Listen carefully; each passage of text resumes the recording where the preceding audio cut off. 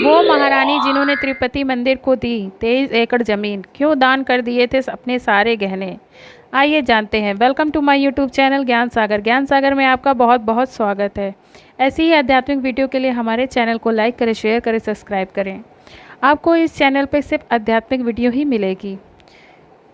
अगर आपको वीडियो पसंद आए तो कमेंट बॉक्स में हमें बताएं। आइए जानते हैं महारानी के बारे में।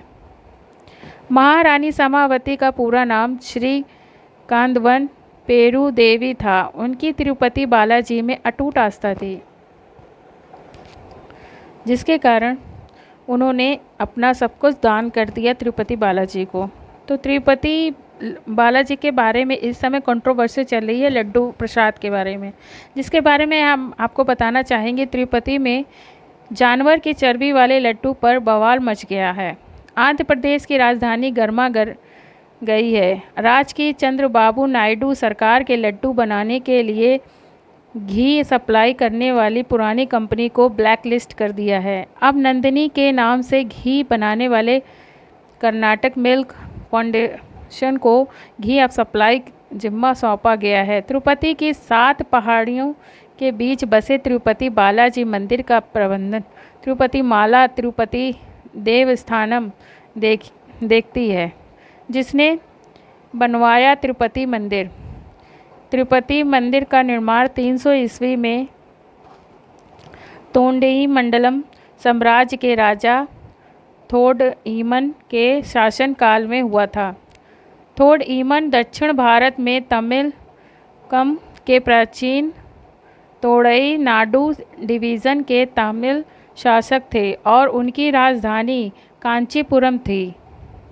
तोंडईमन मंडलम के बाद दक्कन का इकाला जिस भी राजवंश के हाथ में आया, उन्होंने तिरुपति को धन संपदा दान की। तिरुपति को सबसे ज़्यादा दान देने वालों में पल्लव साम्राज्य की महारानी समावाई का भी नाम लिया जाता है।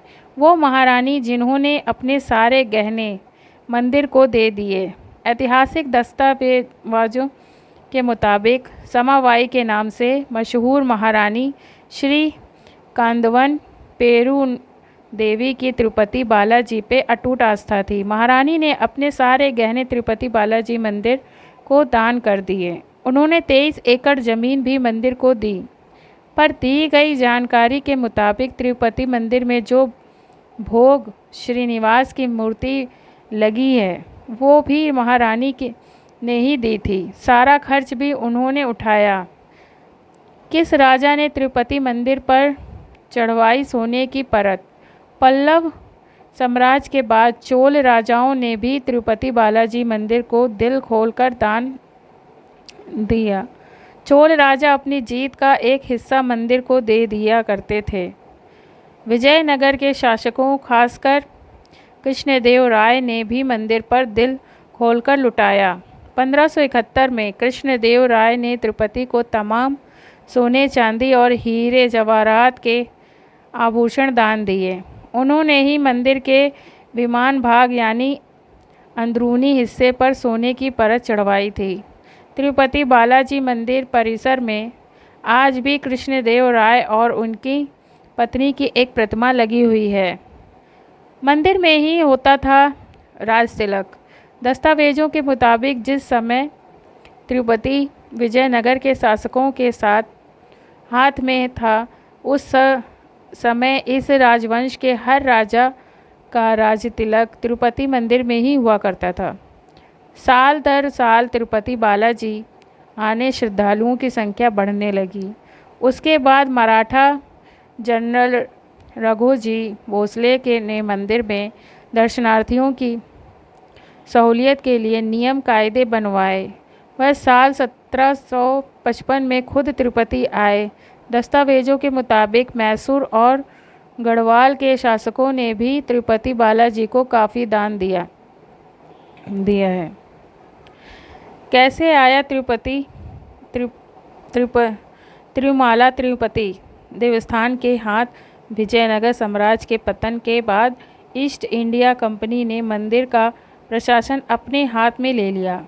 अंग्रेज़ों ने पहले इसे पट्टे पर दिया और बाद में मंदिर के प्रशासनिक कामकाज को हत्या राम जी के मठ को सौंप दिया, जिसमें 1933 तक मंदिर की देखभाल की। फिर कुछ सालों तक मंदिर का प्रशासन तिरुमाला तिरुपति देवस्थानम के पास आया। हालांकि साल 1966 में एक अदालती आदेश के बाद ने मंदिर का प्रबंधक आंध्र प्रदेश सरकार को सौंप दिया। साल 1989 में इस आदेश को वापस ले लिया गया और सरकार ट्रस्ट के सदस्यों वाली एक समिति का गठन किया गया। यही समिति आज तक मंदिर की डे टू डे मैनेजमेंट संभालती रहती है। तो तिरुपति बालाजी की श्रद्धा आप लोगों की कैसी है कमेंट में बताइएगा, और यहाँ पे दर्शन करने ज़रूर जाइए। तिरुपति बालाजी सबकी सुनते हैं, आपकी भी सुनेंगे। राधे राधे, धन्यवाद।